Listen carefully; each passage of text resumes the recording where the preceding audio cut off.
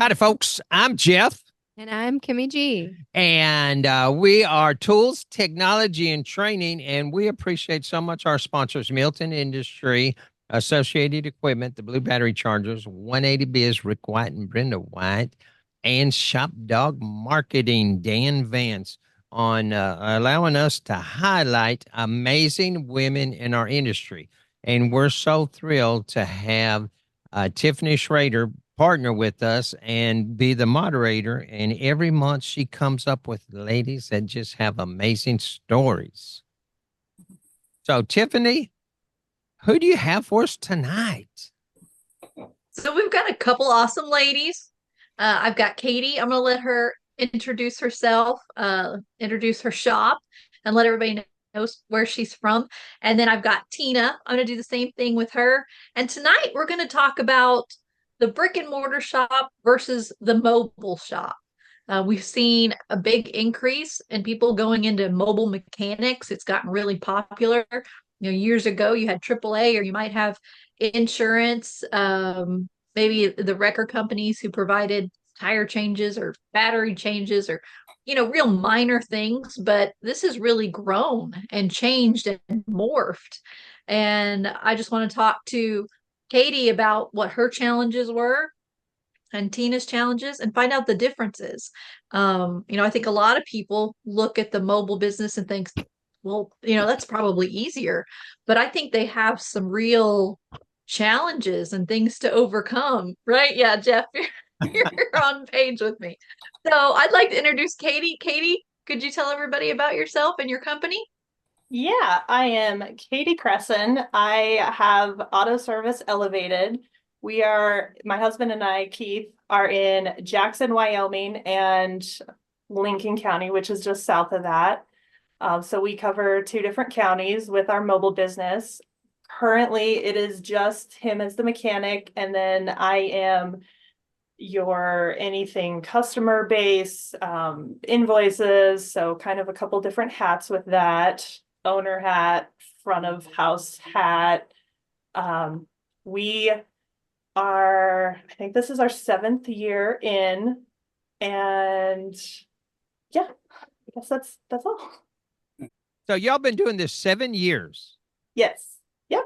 So, tell us how you got started. And do you just have the one service truck? And in other words, you're the boss that sends him out on jobs. Technically, he is the owner, but yes, I am the boss, and has to take more of the employee role because he is the smart one that can diag and do all of that fun stuff. So he is the breadwinner in that sense. But so getting started, he was working in other local shops and would always have somebody asking him like, "Hey, I can't bring my car in on a week or during the week. I can't leave it there. Could you do something like, do my brakes on after hours or on a weekend, and I'll give you a case of beer for it." And at the time, we were not married. We were dating, and he keeps telling me like, "Oh yeah, I'm gonna go do so and so's brakes, or I'm gonna, help him with this." And I'm like, okay, but why aren't you getting paid for this? And she's like, "Oh, friends, or it's the friend of a friend, whatever." So then in 2017, I was like, okay, well, this is dumb. You need to be getting paid for this because so many people are asking you. It's obviously a need. Like, people can't drop their car off. Let's do something about it. So started a business license, got that whole process going. I am not from this industry, so I grew up a farmer. So yes, I can work on my own car, older cars, not newer ones. But I was actually in food and beverage in Jackson and was more or less going to be a chef, not anything in the automotive industry. So I was Googling and asking and, just finding everything out that I needed to do, like business license and insurance and all of these things you have to do. And definitely some stumbling blocks along the way. Like, we messed up on sales tax a couple times, but got it figured out. And at first it was just after his hours. So he'd still be doing his normal job, and then he'd go and do these other small jobs that weren't, direct competition for where he was working. And then it was more or less just him doing everything of it. He had the phone, he made the scheduling, because I still had my full-time job elsewhere.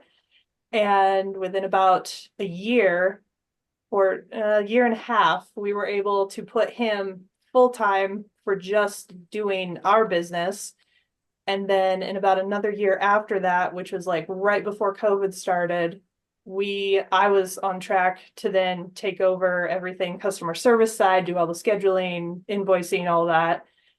And COVID hit, and then we were like, okay, hold on, we need to see how this is going to go, because I had a job that I knew I would get a paycheck from. So we had to make sure that, we both weren't working for ourselves, which actually turned out to be a mistake, because with mobile, we go to your house or your job or, wherever you are. We don't see you ever. We we exploded basically with COVID, because we did not have to have that interaction with people. And that's, what everyone was trying to avoid.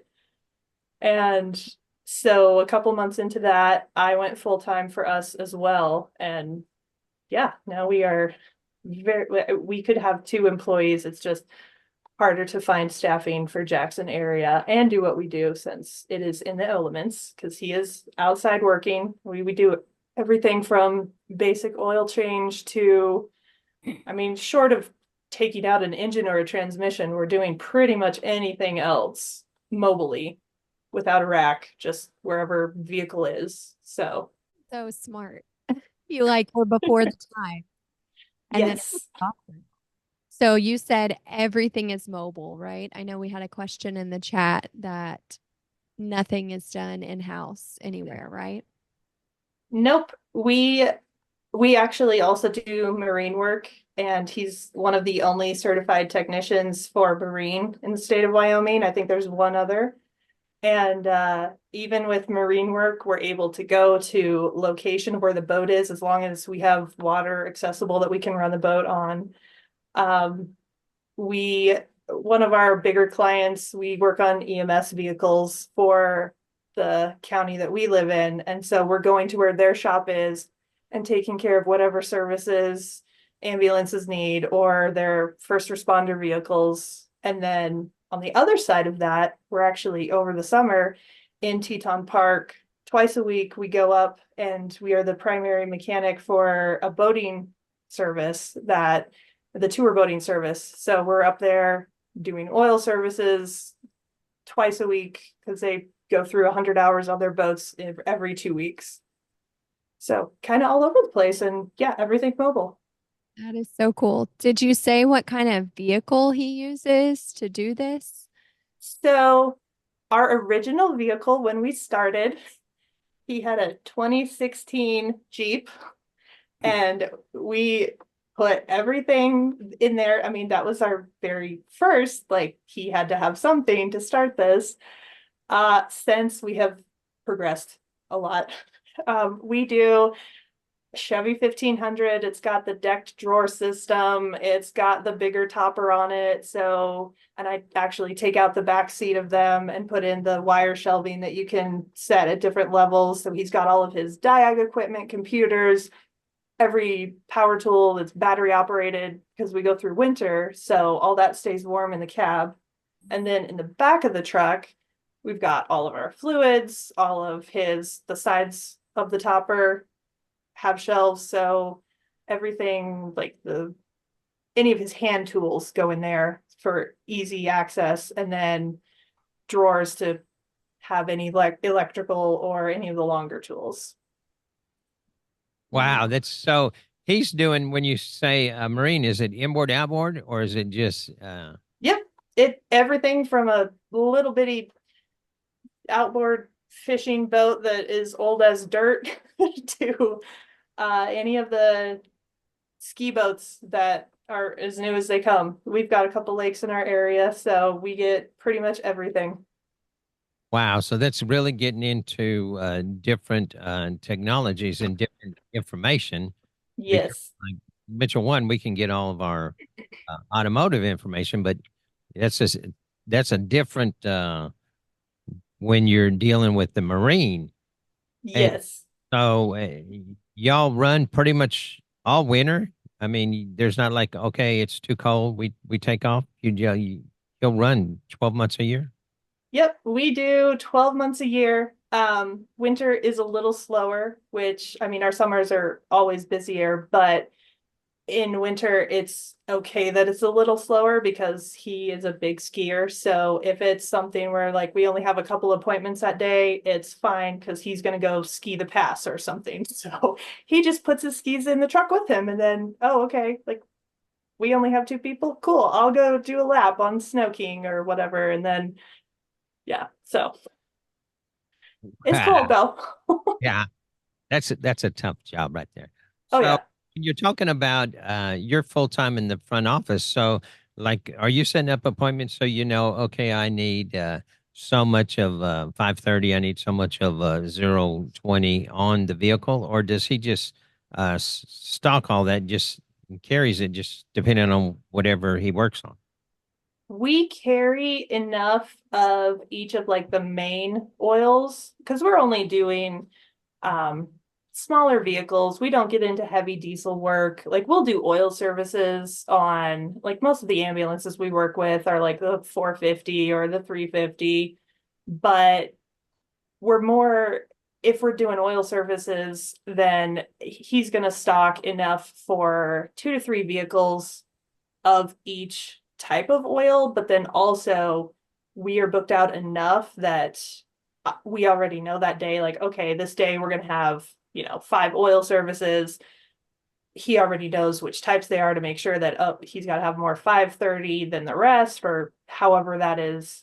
So it varies week to week, but on just like a normal day, he stocks enough for 3 oil services per oil. So 530, 520, 020, and then the 540 for diesel. Now, And what then, oh, sorry, go ahead. Now, what about like RVs? And Tiffany had mentioned there at the beginning, like, AAA and these other roadside services. And you mentioned, hey, right now you're overrun with tourists. And so it's like, okay, tourists break down. Y'all kind of cater towards that or lean towards that and looking at like some of the RV stuff and We aren't able to because we don't have staffing to do it, just because he is more onto like the diag side and like that's more of what he had wanted to go into. And so he gets booked out more for something like that versus a tourist if they have a breakdown and they need it today or tomorrow. I don't necessarily have the time in my schedule for that. So I can't do like an emergency, like, push other clients for that. So in the beginning, we were able to because we were a lot slower, but now on average through summer months, I'm booked out at least 3 weeks and we aren't able to put tourists in there. It is our plan to eventually we are going to have like we've got 2 service trucks because if something on his breaks down, he's still got to, get to all of his calls. And so we are ready to have an employee. It is a tough one because we work in the elements and we work all year round and there are easier jobs or, every shop is looking for somebody. So if somebody wants to go somewhere, they'd probably much rather go to a shop where it's a much easier setting. You don't have like you're not working just by yourself. You can go a bay over and ask somebody of like, hey, I'm having an issue with this. Can you, just come double check whatever I'm doing? You can't do that mobily. So eventually. see, that's so interesting to me that so many of these coaches and these other folks want to tell you just say yes. And I would think, oh my gosh, like here locally, a lot of these mobile services, they're trolling the Facebook and stuff. Somebody says, oh, I need this, I need, and they're, oh, I can do that, I can do that. And y'all are not. You're more like, no, we have a schedule. No, we have. And so that's real interesting to hear that y'all have already figured out, okay, yeah, we have clients and we're not just saying yes and just taking everything. And We can't anymore because we're in 2 counties. And scheduling is a lot harder when you have to go from job to job and they might be 5 miles apart versus I'm waiting on parts for this car. I'll just pull another car in really quick. We can't do that. So if I don't have a schedule, then he gets really grumpy and he's working late and it just doesn't work. So we have to. I mean, we do save spaces for emergency vehicles because we do work on, like I said, ambulances for the county that we live in just south of Jackson. And so like you can't have that breakdown and not go to it right away. So like today I actually put 2 ambulances in for him to look at that is on top of whatever he already had on his day. So I save spaces for stuff like that because we still need to, bring our patients to hospitals. They can't sit in a shop or wait for a shop. But emergency vehicles are the only ones that we will put ahead of the line and have to, if we need to, move clients around for it. Now, when you talk about diagnostics, what type is he doing? And are y'all going to events and training to stay up to date and stuff? Tell us how you do that being way out in Wyoming. It's hard because there's nothing out by us. CarQuest used to have theirs like once a month come in, but they haven't done that in our area for a while just because there's not the people for it. So he goes to Vision, he goes to SEMA for a lot of those. He does a lot of online trainings. Like he will be watching something on his lunch break of like a podcast or anything. Just he's constantly learning something, and he does it for both sides because for the Marine side, like the ASE certification, they have a Marine side of that, which are online classes that are a few weeks that you're actually live going over with the instructor, going through the book. And so he kind of has a little bit of everything on that. And he's more interested in the intricate diag, like get all of your fancy computers out. And I don't even know what all of them do. And because I took a class of Vision to help me better understand this, and I'm a little better at it. But he's like, oh yeah, I'm hooking up this line and I'm tracing this and I'm doing. I'm like, okay, cool, yep, that's as long as you know what you're doing. It's awesome. Love that.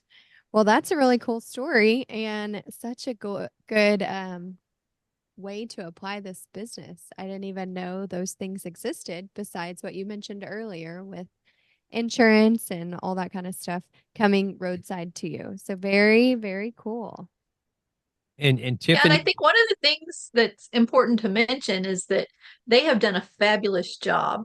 And he was in a shop where he was able to build customer base. And I think a lot of people jump in and just decide, okay, I'm going to go mobile and work for myself.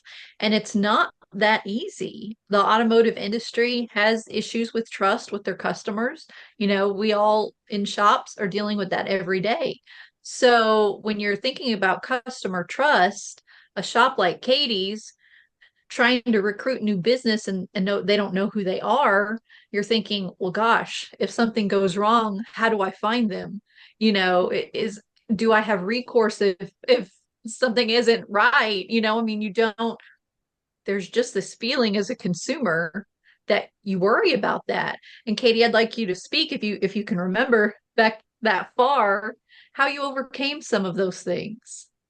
So that was actually most of the reason why he still had part-time job even for the first little over a year after we started, because we didn't have the clientele to just go full-time and be mobile. I mean, yes, there was a need for it, and there are a couple other people in our area that don't do it necessarily to the scale that we do, where we're going different counties, but he stayed at a part-time so he could do this. And we worked weekends or we worked nights to fit people's schedule, but also so he could work around his job so we could build up the clientele. And we have done some marketing, but honestly, where we have gotten our clients has all been word of mouth. That yes, some of them go to Google, and more tourists than not, I will get off of Google, because when they're searching for they're broke down, they need something right now. That's where they're going. But our client base has all been from word of mouth. It hasn't been like, I don't do any marketing and haven't for the last couple of years, just because we'd much rather have that as our client base, because like anyone, like if you like your client and they're telling other people about you, that's the client you want. Because yes, you're going to work hard to keep them and give them the best service you can, but you don't have to do it in the same way as just anybody walking in your door and like, oh, okay, well, like, why are you different? What do you differently, or what do you do different than any other shop? Because they already have that from the service you've already provided to somebody. Tiffany, I don't know how you found Katie, but oh my gosh, this is a perfect example of, if you're going to do mobile service, how to do it right. Because I can tell you here locally, there's just anybody that has a truck and has a portable jack and a jack stand, goes, oh my gosh, I'm a mechanic. I can put brakes on. Oh my gosh, I can do that for you. And they don't have a clue. And it's like, we see so many come to the shop after a mobile tech has messed it up, and it's like, well, they won't call me back. Well, they won't come by. Well, and it's like, well, you didn't say no money, did you? And Yeah. that's the whole deal. Is you heard her say, "Oh my gosh, there's a need." Tiffany, oh my gosh, I don't. The way that you connect these ladies and bring them to us is like, this is a great story. Now we have It another is. sitting up there with Craig, and we've heard from Craig, but we hadn't heard from Tina. Yeah, Tina, introduce yourself and talk about your shop. Hi, I'm Tina Zale, Craig's wife. We've been married for 34 years. When Craig and I got married, when Craig and I met, he was a mechanic working Full serve full serve gas station. And then he moved on to different shops. Then he moved on to towing, and then he was working for a shop in Allen, which wasn't too far from Plano. It's like 20 minutes from Plano. And while he was working there, and he had been towing also for a painting shop, for a painting place out in Lucas. And that guy told Craig, hey, the building behind me is selling if you'd like to start your own mechanic business out of the shop. And that was the year 1996. I was pregnant and working for a payroll company, a temporary service company. And so I'm like, what? We're gonna rely on my money and my income, and you're gonna start this automotive business? And he said, yeah, that's what we're gonna do, and I'll keep working. He said, I'll keep working. I'll only do it in the evenings, and I'll keep working at the current shop. I said, okay. So that's how we got started. And the owner of the shop he was working at happened to find out, the owner, husband and wife, the husband knew what Craig was doing and was okay with it. But once the wife drove by and saw a sign that said Craig's Car Care, she said, is that our Craig? And my sister was in the car with her and said, I don't know. Well, she did. She knew. My sister knew. But the owner of the other shop got, into the office a week later, and she and her husband called Craig in there and said, you gave him basically an ultimatum. You either have to close it down or leave us. And Craig said, well, I'm not taking any clientele from y'all. I mean, this is another town over. They don't come to y'all and try and explain it. And at the time, Lucas was very small. It was maybe 2,000 people. And we were renting month to month on that shop that we had got. And it was a big, and I was pregnant, expecting our first child. And I said, okay, I guess we're going. He came home and said, I guess we're going all the way. I've made a decision. And so we left. lived on my income and ran the shop from month to month for 12 years and had our daughter in 1997. And then we said, we need to expand. And the place across the street just happened to come up for sale. And we purchased it and Built a shop. built a shop. It had a front office and a warehouse in it, but we built a 10-bay shop in the back. And I hadn't gone to work at the shop yet. At the old shop, I started when our daughter was 4, and she's now 27. And I started the payroll and paying all the bills, and that was done paper checks. We didn't pay, Craig didn't pay anything on computer yet.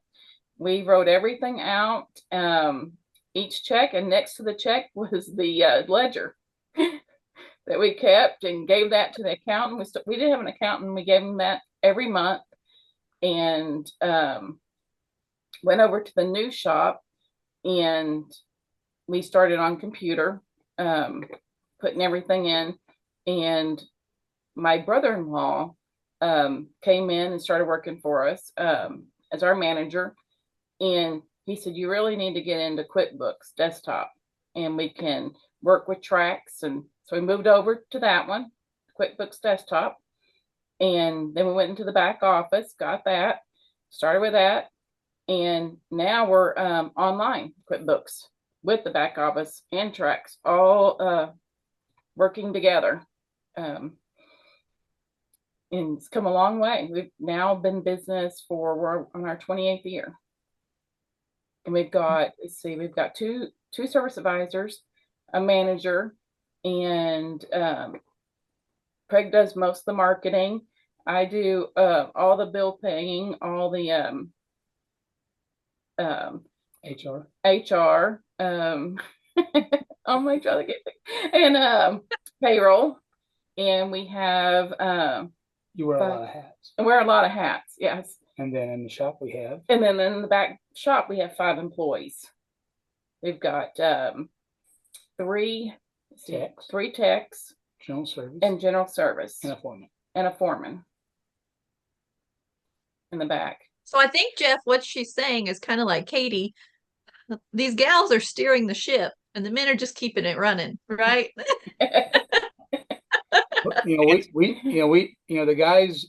The guys out there doing like the daily operations, but there's just so much taking place in the background that keeps the wheels on the bus.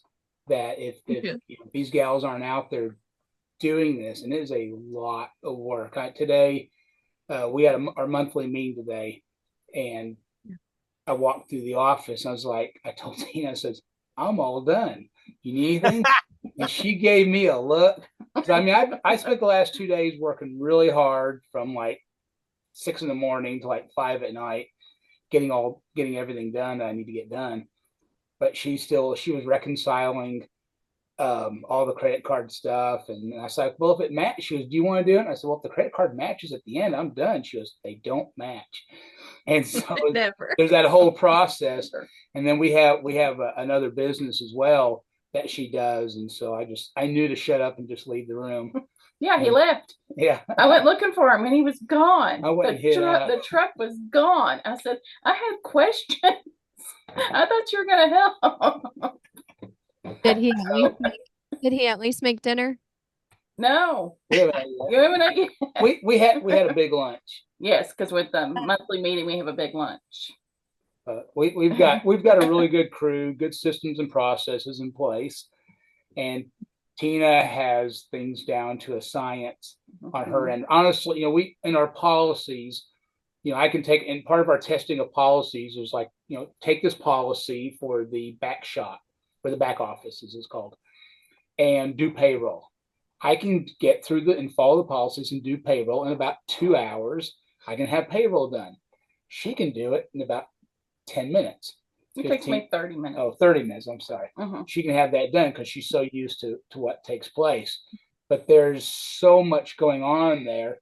And then if you take the entire HR side of things with insurance and the sales tax and the federal tax, all the IRS taxes and all the stuff that goes on, it is a full-time everyday job. And then Katie, I think you're ordering parts, it sounds like, and making appointments and scheduling, and so you're wearing even more hats. So it's a Yeah. lot of work. Yeah, y'all are like unsung heroes that the clients really don't see that side of things, and it's tremendous. Yeah. Yes. And see, that's a big part of these stories that I want to share. It's because these ladies are everywhere and they don't get the recognition. Nope. The guys are not, we're and she mentioned Vision, and we're at Vision and we're at SEMA, and you're walking around, hey, how are you? Hey, what's up, buddy? Hey, what's going on? And the ladies are the ones that are taking care of all this, that allow us to be at those places, to go to those places. And those are the stories that they need to hear. This is the encouragement that we need to give out to these ladies.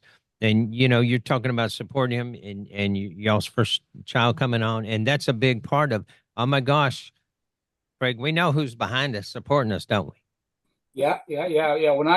When I quit that job, I'd been there about 5 years, and there's a lot of family and very close friends. We've been involved with all these people for getting close to 40 years now. And so when I quit that job, like I said, she was pregnant with our first child, and I was like, they pushed me into a corner, and I know we can make this work. I know it can happen, but here we go. And she, bless her heart, she was behind me, and it was, I know it had to be really scary, because I knew I could do it. I knew we could get going. I knew we could build the client. We had already been building clientele, working at night from 6 to 10 for like 3 months. So things were really starting to get going. But to take a guaranteed paycheck from an employer and then just throw it out the window and say, we're going all on our own. And honestly, for the first 10, 12 years, we, neither one of us had any business training. She did through her payroll that she was doing for this corporation. That was on a very large scale. But as far as our industry, I mean, I had zero, and I did all the books for the first 10 years with a little red ledger. And so, and it was the entire business model of, if the checkbook's going up, we're doing good. If it's going down, we need to make a change. And so when we finally left renting property into owning property, where we went from like here, where I could just walk away and go back to work for somebody else, to here, in over our head, we cannot walk away without dire consequences. That's when we both sat down and said, we need some real coaching and training. And we joined a nationally known automotive coaching and training group. And we took a lot of classes, and it was culture shock for us, because I like fixing cars, not doing book work. And all of a sudden, it's, you keep hearing, you got to stop working on cars, let your people work on cars, and you need to work on the business, not in the business. And it was, wow, it was tough. And thank goodness Tina was there to keep it all together and keep the bus in the lane, because it was tough. So yeah, I couldn't have done it without her. And y'all say tracks. So one of the big parts of being in the industry is associating with a company. And you mentioned, on Katie being able to offer warranties is with Napa. Now you have a nationwide warranty. Right. And that's a big part of hooking with the company. And of course, way out in the boonies in Wyoming there, it's like you said, one used to come around, but they don't anymore. And so when y'all found something that works. Now I'm interested in, I want to hear Tina say, because I know, and Katie is like, hey, we can't find help. Y'all actually went out of state to get help. And the other deal that I saw, Craig did a video this week, and he was walking through the shop showing all the different vehicles, and they do have some fleets there too. And I saw a lot of 350s and stuff. But overhead, I saw a tube that is AC and heat. And in Texas, it's like when you talk about Katie's husband is out in the elements, and in Texas, we get a little warm here. Yeah. Yes. And how many shops don't have AC? And the importance of putting that in. So, Tina, tell a little bit about some of that Oh, about putting the AC in the shop. and getting help going out of state to get help. Oh, yeah, Craig, he posts jobs and on Wrenchway and Find a Wrench, and we had a gentleman come to us through, I think it was Find a Wrench or Wrenchway, and he contacted Craig, a really nice newly married young gentleman, and they came and visited the shop last May, around a few weeks, a few weeks ago, and from North Carolina, came down, spent a day with us. He had also gone to Florida. Let's see, I don't remember where, a couple of other shops in Texas he had gone to. And so he spent a day with us, and they had gotten a hotel, and then he contacted us. We want, I'm looking between, his wife really didn't want Florida. She wanted Texas. So he said, I said, how can we get you to come to work for us? And we offered to pay for his moving expenses. And I think that's what got him bored. And he came on board with us last May, been with us a year, a little bit over a year now. And he and his wife are expecting their first baby. And she works in Dallas. They live in Plano, and they're just doing great, doing really well. And Jeff, I don't know, are you familiar with Wrenchway? Yeah, with Jay? Jay. Yeah, because I'm with Little man, Ridgeway Jay. too, and yeah, he's wonderful. Where you don't get just a ton of applicants, but I think I have hired almost every single applicant that I got off there. They've all been really, really good. They have a great connection with technicians, so yeah, you guys did an awesome job, and I think younger people are looking to travel and they're looking to experience life, and so being open-minded to bringing somebody in from somewhere else is fabulous. I think that's wonderful that you guys did that. Thanks. Love that. And I saw in the chat somebody was asking about Candace's story, mom's story. So I'm just going to shout her out. And I think she should come on in July, Dad. You should have her. Tina, you gonna talk to her? If I talk to her. But I could be wrong, but you said y'all met at a mobile gas station, like full service, right? Yes. Right? So I'm pretty sure, right, Dad? That's where my mom and dad met. Oh, It was a Shell full service gas station. yes. Well, Yeah, it was y'all's mobile? Ours was mobile. Mobile. Yeah. Oh. And she would bring every car in their neighborhood and come in and get gas for the whole neighborhood. And she would come in the morning and get $5 and go to college. And then on the way home, then she'd go to work and she'd stop by and get a couple more dollars. And I was like, when that young lady comes in, go ahead and let her fill up her car. And, I know by the end of the week, she'll pay me. So, and it was like, I had no clue. That ain't what she had plenty of money to fill up the car. That wasn't all about that. But Sometimes we're kind of slow, ain't that right, Craig? Right, till we catch on. Yeah. They're heroes. I will say I admire each of y'all because I saw what she did, and because the shop is in the backyard, basically, she did it with 4 crazy kids running around during the summers. And so I joked today because my kids are at home and I'm working from home, and I'm like, I don't know how my mom did it with 4 of us. And then literally my dad, of course, is working, and what did somebody say earlier? Doing the breadwinner stuff. So he'd go in sit in his recliner. And what would she do? Bring him dinner, do his laundry. And I'm like, Mom, make him do something. You've been working too. So it's so funny how y'all work all day long, just like she did, but then still go in and take care of the family and take care of everything else. So kudos to women, right? Yeah. Yes. That's right. Those are the stories we need to share. Yeah. And so many women are so much like Candace. You know, they don't really want to be recognized. They kind of like being behind the scenes. They're a little more shy. Yeah, Katie's shaking her head, but they deserve it, you know, and I think it encourages them to reach out and help other women that are feeling the same way. So, like Tina, I know this is your first time and he's been bugging you to come on, but you can help with your experiences and the years that you have had. You know, it's kind of been fun going down memory lane. This is where we came from, and these were the struggles, and Yeah. you remember those things. Yeah.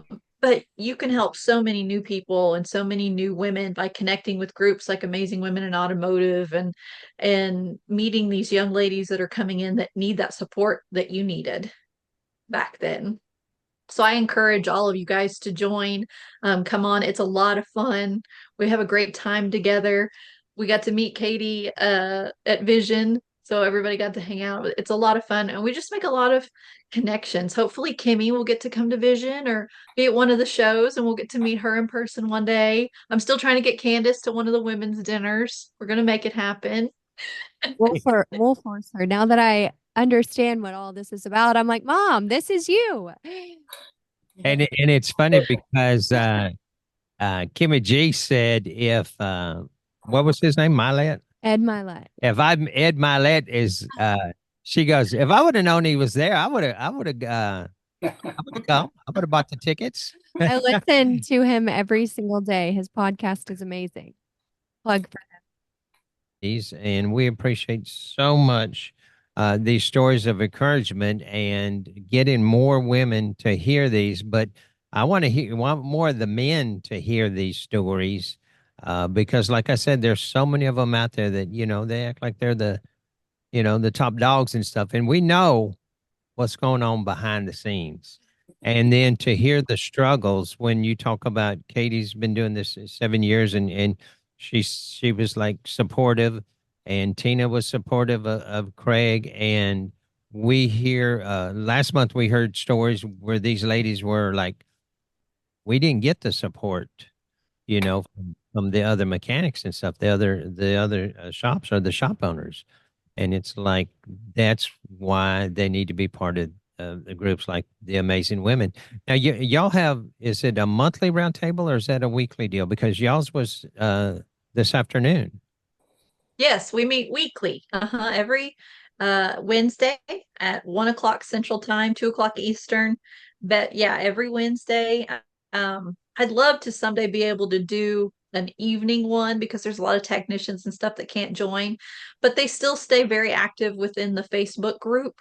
So if you can't make the Wednesday meetings because of work, I understand, but still get in the group because you can still communicate and connect and see when the live events are. We do try to show up at all the big trainings so that you can get some in-person support there. There's some ladies, I only see them annually at Vision, but for them, that and the Facebook group is enough. Just knowing that there's a community out there for them. I've made so many friends personally. They're like sisters. Marianne's on the call. We have a great time together. We do a lot of stuff together in the industry. There's just so many. I can't say enough great things. I know I run the group, but I get a lot out of it myself, and it's just really wonderful. And I appreciate you letting us come on here and doing this every month, Jeff. I mean, wholeheartedly, we appreciate it a great deal. I appreciate so much y'all taking time, y'all coming on. Kimberly, any last words? No, I was super inspired and cheers to all the women out there. Cheers. Cheers. And if she was at her place, it would be what is that? Topico? What is it? Oh, Topo Chico. Topo Chico. The water. So good. And so thank you all so much for sharing.